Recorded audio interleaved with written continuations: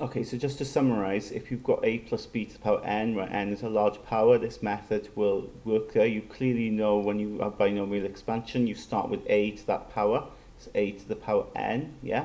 Plus then, as I said, n choose 1 here, okay? So on your calculator, whatever n is, okay, you type in n, say for instance it was 12, then choose, you've got to press shift divide to get that, and then you can do 1, whatever it is, n choose 1, n choose 2, etc., and it'll give you the answer to you, okay? So remember then, you reduce the a's, so you started off with a to the power n, so then it'll be a to the power n minus 1, and then b, and then you keep reducing the a's, so then it'll be 1 power less for a, so a to the n minus 2, and then increasing the b's, b squared. If you want a fourth term, you just follow the pattern, so n choose 3 in that case, and then a to the power n minus 3b cubed, okay?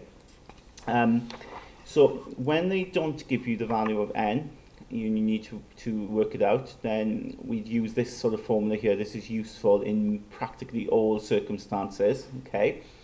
There is a situation where this can be difficult to use, and I'll explain that in a minute now, but generally, if it comes like this, then you use this formula. Just a point of note, they give you the first 3 terms in the expansion. Suppose they ask for the 4th term, okay? You just need to see a pattern that goes on here. So we've got 1 plus nx plus n minus 1 over 1 times 2x squared.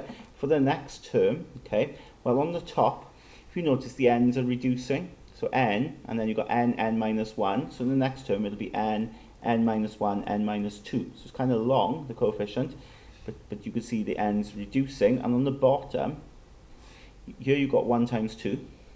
Here you're going to have 1 times 2 times 3, okay?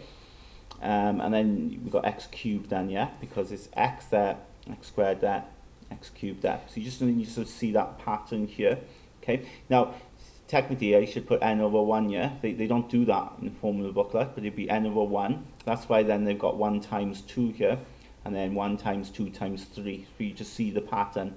So the increasing on the bottom, reducing on the top, okay? That's if you would need that 4th term. Usually though, it's just these terms they refer to. Now suppose they gave you a question like we had in the example before, like that, then you could use this, yeah?